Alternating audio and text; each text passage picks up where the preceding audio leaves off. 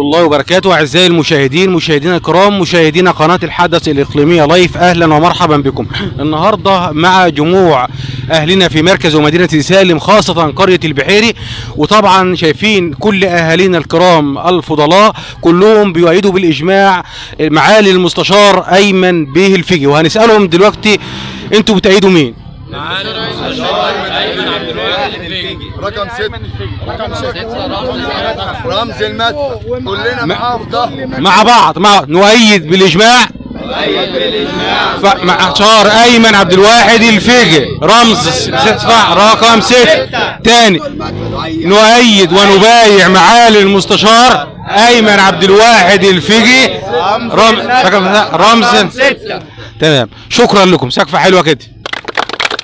طبعا زي ما احنا شايفين قدامكم بنشكر كل اهالينا الكرام. ان شاء الله مقدمه باذن الله، باذن الله مبروك مقدمه، ناجح باذن الله. مركز دسوق، مركز مطوبس، فو، كلنا معاه ان شاء الله باذن الله. احنا تبع مركز دسوق، كلنا معاه ان شاء الله. احنا جايين من مركز مطوبس ومؤيدين المستشار ايمن عبد الواحد الفقي ان شاء الله. رمز المدفع رقم 6 ان شاء الله. مركز مطوبس بالاجماع مؤيد المستشار ايمن عبد الواحد الفقي. أسامة إسماعيل ان شاء الله باذن الله. كلنا بنؤيد المستشار ايمن الفقي باذن الله. خير من يمثلنا، وان شاء الله كلنا وراه وبندعمه، وان شاء الله ينجح في الانتخابات.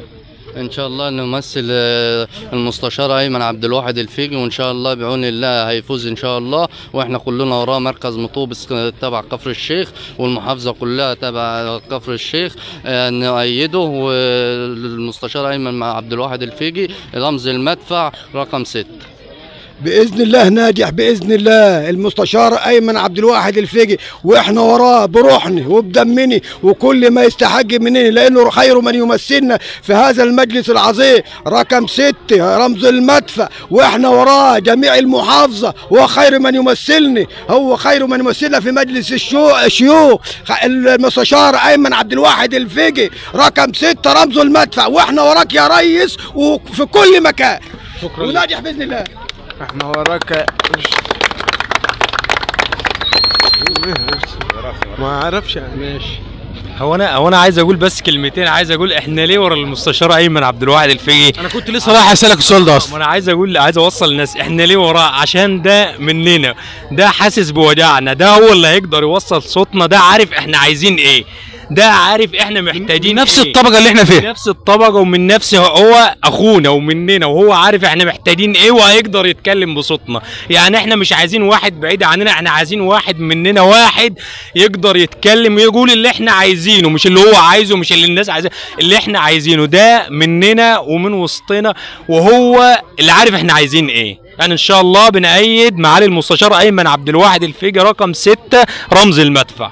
طبعا اعزائي المشاهدين، قبل ما ننتقل للاستاذ محمد، انا طبعا في الدوره القادمه عملت حلقه مع المستشار اللي هو حسن البحيري وبشرته بالنجاح. النهارده بقدر اقولها لكل مشاهدينا في كل مكان، مش في محافظه كفر الشيخ بس، بل كل محافظات مصر.